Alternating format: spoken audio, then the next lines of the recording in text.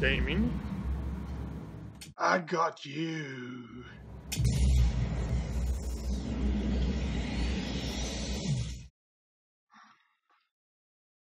Hardware and tech? I got that. Having tons of fun? Oh, I got loads.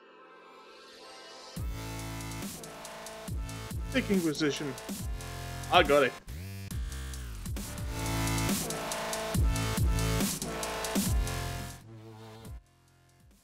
Welcome to my Be Quiet Dark Base Pro 900 review. Lovely. I chose this case because of rave reviews by other sites and YouTubers alike, and also mainly due to the versatility of the design to work in a lot of different configurations. I initially thought of using the case in a normal layout to house the components of future versions of the Spartan build, and having that lovely tempered glass side panel is just awesome to display the setup in all its glory. Plans changed, and how relieved was I to be able to change the case to fit my new inverted configuration with ease. It's easy to disassemble and reassemble, even if not as originally disassembled. This case, I personally think, is one sleek looking design and truly elegant. Something you definitely don't mind looking at all. Being predominantly black, with the choice of 3 different color accents like orange, black, or silver, you will most likely find the combination that will fit your theme for your build.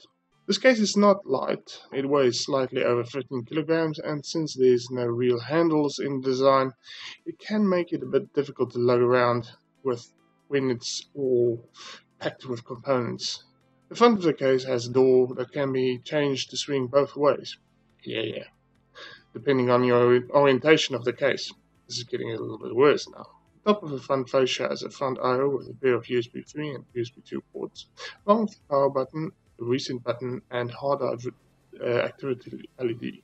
The door is held closed by a pair of magnets on the opposite side when closed, and the doors also features some hefty sound dampening material. Yes, that's part of the whole Be Quiet thing. Behind the door you will find the standard pre-2016 2 optical disk drive bay covers with a fan speed controller above, and as well as a button for changing the included LED strip colors. There is not a lot of colors to choose from, being limited to off, white, red, green, blue, and orange.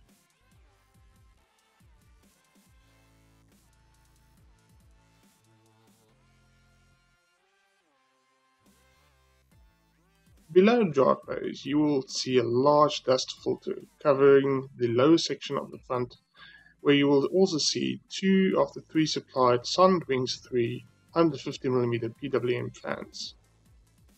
Below this, you will also be able to find the extraction handle for the lower dust filter that slides underneath the case to filter the intakes for lower fans and also the power supply unit.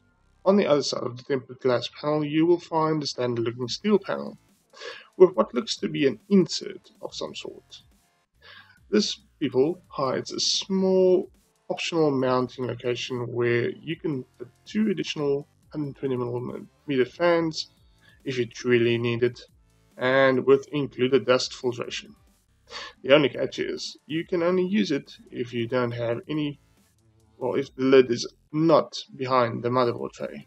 So sound dampening material is also included, as per usual. The tempered glass panel, which is only coming with the Pro models, is a full height and width model, and unfortunately does not include some of the normal edge darkening or blackout to hide the frame mounting holes and possible finger marks when handling this massive panel. It's gorgeous, but a little bit impractical. The top panel features a brushed aluminium look with nothing else but the key charger panel in front and some breathing slits at the rear. Even these slits are designed for some specific airflow modifications and to make it sound quieter. The rear of the case features nothing out of the ordinary, allowing more air to pass through it, The power socket isn't the power supplies, but an extension that plugs into the power supply to remotely access power and allow for more mounting options of the power supplies based on a selected configuration. You will also find a third included 140mm fan mounted as an exhaust setup in the rear. The bottom panel isn't designed for direct access flow, but being closed off, you will find it just slightly off the feet and off the ground, where air comes in through the sides of the base mesh. The case's interior layout is clean and simple, but looking closer you will realize that everything inside is adjustable and can be removed if needed. The motherboard tray is totally configurable with different motherboard sizes and layouts, allowing you to decide how many PCI slots to allow for, or how much space above the motherboard or near the PSU you would like to allow. This is also true for inverted layouts. This case supports eATX and XL-ATX boards with these. Having the ability to also fully remove the motherboard tray on its own is a dream for working with it and install components on it, but trying to mount it with all the installed components can be slightly tricky. The cutout at the rear of the motherboard tray also allows for fitting a wide variety of coolers and cooler support braces. There's a lot of cable management holes near the inside of the motherboard with rubber grommets to make the cables look a lot neater and also hide a lot of the open holes. The included hard drive cages, which all can be removed and installed in any way you like, even inverted, also feature anti-vibration grommets for the mounting screws of the hard drives, and both 3.5-inch and 2.5-inch drives are supported. Speaking of 2.5-inch SSD specific mountings, you will find one specifically on the rear of the motherboard tray, which can, I would say from personal experience, slightly be too tight for fitting some SSDs and might need some adjustment to make it work and mount back again. The included optical disk drive cage can be removed if you decide to ditch any optical disk drives in your configuration, or if you would like to fit an additional fan using the included mounting bracket that allows you to fit up to 320mm or 140mm fans up front. Talking about cooling, this case supports a lot. The top allows for 420mm fans or up to 340mm fans, or even a single 880mm or 200mm fan. The bottom allows for up to 220mm or 140mm fans, depending on the size of the power supply unit you installed. Although I did find the mounting hole slightly small for standard screws, so either using only radiator mounting bolts or similar type screws, or if you really are in a pinch and you don't have those screws, you might have to get a mount using zip ties, like I did. The rear fan support is only a single 120mm or 140mm fan. Now with these fans you also introduce some nice options for radiator mountings, being able to fit up to 420mm rads up top, that's massive, 360mm rads in front, also big, and even up to 280mm rads at the bottom. Really? 140mm rads are the only maximum options available for rear mounting. Depending on the cooling and power needs, you will be able to use any length of power supply unit in the case, and also mount it in any way that allows it to easily allow routing or connectivity for the cables. If you wanted to hide your power supply cables, or even the power supply itself, then you're slightly out of luck. There is no power supply shroud in this case at all. Everything is up and open and available to be viewed. Therefore, if your cable management is not up to scratch, it might be a little bit wonky. The back of the motherboard tray also houses a PWM fan controller and LED controller. Two cables head to the front fascia to get the LED color and fan speed inputs, while another gets PWM input from the motherboard, and a power is supplied by a SATA power connector, which also powers the G charger.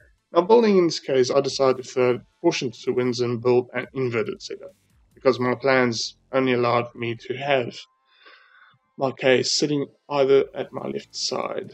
So basically, I had to work with inverted. And since I'm moving to a new apartment next year, the idea is also to have this system on my left on the next area where I'm going to be working. I decided to remove all the components and reassemble as needed, leaving anything I'm not going to use out of the case configuration. This means bye-bye optical disk drive cage and some of the hard drive cages. I wanted less obstruction for the internal airflow. Speaking of airflow, I also ditched the front door in favor of an open air intake configuration.